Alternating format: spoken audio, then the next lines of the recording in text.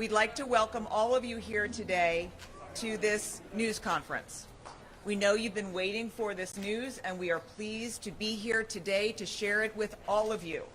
We know there are many of our business owners and our residents who live right here in this community here to get this news, and so without further ado, we will begin with County Executive Mark Elrich.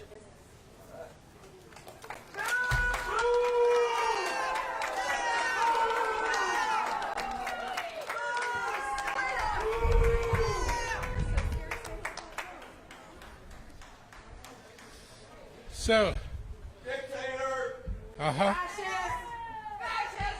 So I want to announce what the county is going to be doing beginning Monday, June 1st at 6 a.m. Based on today's executive order. I promised people on Wednesday that by the end of this, that by the end of the week,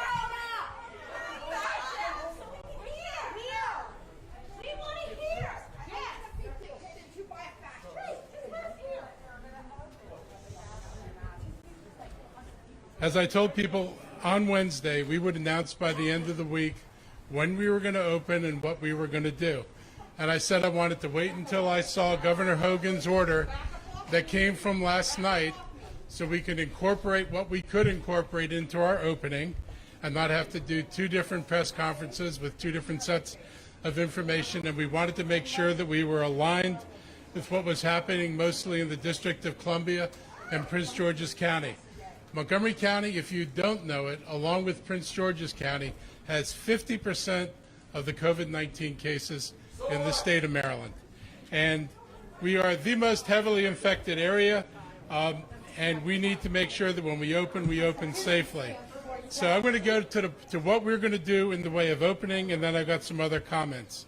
Starting at 6 a.m. on Monday, retail curbside can begin. At same time, restaurants and bars may open outdoor seating. Delivery and curbside pickup continues, but outside seating will be added to this. And our Department of Transportation is working in different parts of the county to identify streets in the downtown areas that could be closed in order to provide more room for outdoor seating for restaurants. There's obviously not enough outdoor seating for a lot of the restaurants to simply front on sidewalks. And so we're going to look for opportunities to close streets so that more of it can reopen. Child care opens, as the governor described. It's open for dependents of essential employees and phase one reopening employees. And there are limits on the number of people who can be in the child care. Again, these are Governor Hogan's recommendations. Personal services, hair salons and barbershops open for hair only, no haircuts, no manicures, none of the, no pedicures.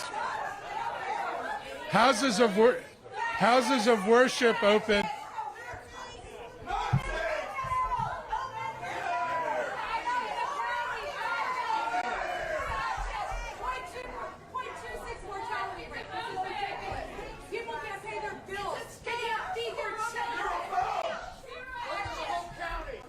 No. Houses of worship can do outdoor gatherings and do outdoor services. Manufacturing is fully reopened, but with precautionary measures. Car washes can do external washes, nothing internal and no contact with customers. Outdoor produce picking will be allowed. Outdoor camps will follow governor's guidance. Is no more than 10 people in a group, 9 children and 1 adult. That's the governor's guidance. Outdoor youth sports, same guidelines for outdoor group sports as the governor, and outdoor recreation, golf courses, archery, shooting ranges, marinas, campgrounds, and horseback riding facilities are open. So we've incorporated a lot of what came out of the governor's press conference last night, and we are moving into phase one of recovery. We need to remember that the only reason this county did not have the steep curve that other jurisdictions had is that the steps taken by the governor and by the counties bent the curve. Okay, fine. Only the actions that were taken flattened the curve. And if it hadn't been for the governor, okay.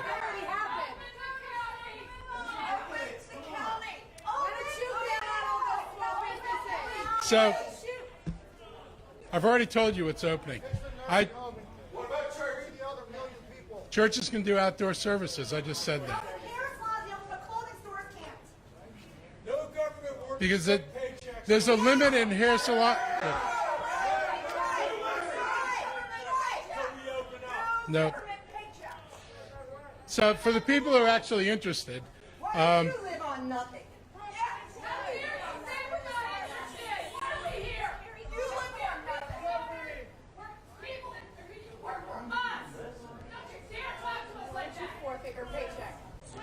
so Take their paychecks away, they'd be opening up tomorrow. Yeah, fascist.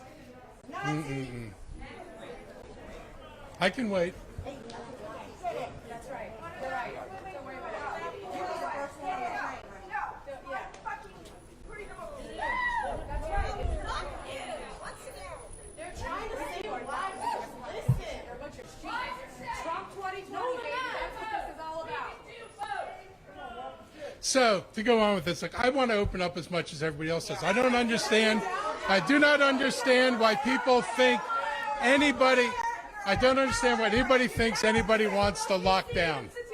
There is nothing in locking down that makes anybody happy. I don't get to do any of the things that I want to do. Shut down bureaucrats. You think it's healthy for all these children to be stuck in their homes? What about people that have mental health issues? What about people that are committing suicide? What about domestic abuse? You think that your cure is worse, is more important than this virus? You think it's better? What about important procedures at a hospital? People are dying. I was at the hospital last week. It's a ghost town. I personally know doctors that have been cut because they don't have the money to pay them. I just got off a phone call with doctors today. Some of the hospitals are actually near capacity.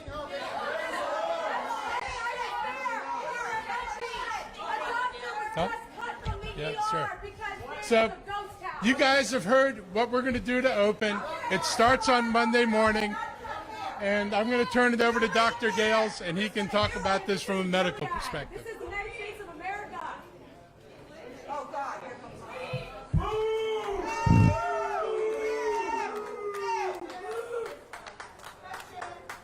Good afternoon to the residents of Montgomery County. To those of you at home, it's always a pleasure and opportunity to speak with you all. Can you hear me now? Okay. All right. So speaking to the folks at home and to the audience who are interested in what we have to say. So we have made tremendous progress in terms of the benchmarks that we have set forward in terms of moving forward as a county to be able to reopen aspects of businesses and aspects of recreation and other components of society in terms of daily lives.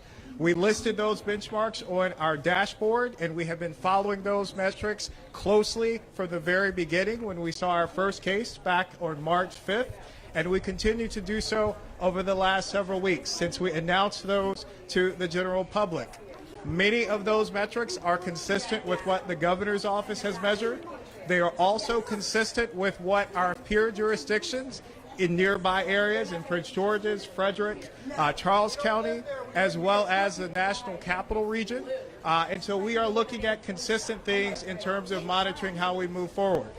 We've seen significant improvements in the number of daily hospitalizations. We've seen improvements in the number of folks who are seeking medical care related to COVID illness, as evidenced by our percent of hospital beds being used, both from an acute perspective as well as a critical care perspective. We also have seen improvements in our ICU capacity, even though we still continue to have some issues with capacity in a number of our hospitals. In order to address that, we have been working proactively with our health systems to be able to add additional capacity to provide those different levels of care and services. We have significantly increased our testing capacity, where we are now able to, as a community, leveraging resources in our healthcare system, as well as through our alternative test sites, our helpline, and a soon-to-come live mobile testing apparatus next week, we will be able to guarantee that we can test 5% of our population on a monthly basis. The other big thing that we are happy to announce is that we have been working with our partners at the state to implement and enact a large-scale contact tracing effort that will go live on Friday. Our staff, who has continued to provide contact tracing from the very beginning, has been trained on this new apparatus and the new electronic platform that will be shared across jurisdictions across the state of Maryland that will help facilitate easier communication across jurisdictions and communication with the state that will allow for us to be able to contact individuals who test positive within the first 24 hours of receiving their results. The last thing I want to highlight is we have continued to use equity as a tool to guide our response in terms of providing services to those zip codes that have been hit most disproportionately impacted by COVID-19, both from a perspective of cases as well as fatalities. Now, someone brought up the question of nursing homes. When we look at nursing home cases, they make up approximately 10% of our overall cases, which actually 70% of the deaths in the county. That's right. nursing home cases make up 10% of the total cases in Montgomery County. You are full of it. Yeah. Show us your science. As I said, 10% of the cases in Montgomery County are related to nursing homes and long-term care facilities. When we look at COVID-related fatalities, yes, we do see a significantly higher percentage related to nursing homes. Our efforts,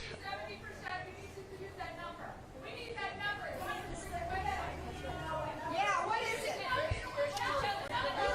as I've stated, we have implemented numerous strategies to address nursing homes. We have implemented numerous strategies to assist our nursing homes in terms of local action teams, state action teams, and as of this week, the National Guard implemented services working with the state to deliver test kits to nursing homes to test their residents and their staff members. These are part of our comprehensive strategy. We launched our local action teams for nursing homes on March 30th, which is almost 2 months ago.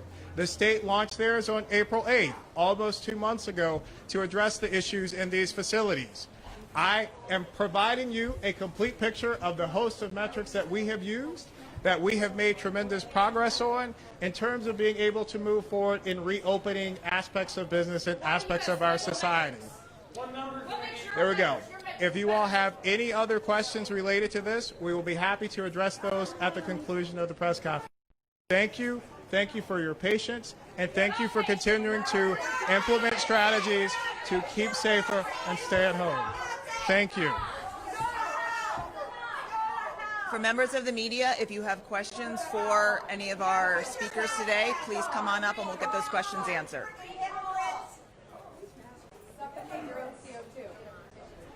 Well,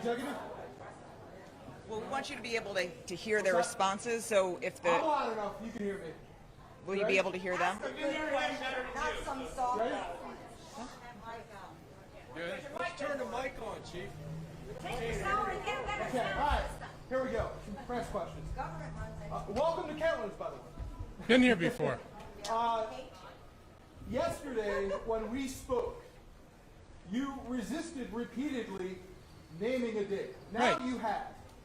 I was at the news conference with Governor Hogan last night at 5 o'clock when he unveiled the CDC numbers and showed the 14.6% infection rate in this county. So what changed between yesterday and today? This seems like a dramatic shift from your position just yesterday. Well, it's really interesting because you apparently don't listen very well. You were in the press conference with me. I think you were in the press conference with me on Wednesday. And I said we would do another press conference this week to announce what happened. And I said plainly that I wanted to wait to see what the governor was announcing and what D.C. was doing so that if there were things that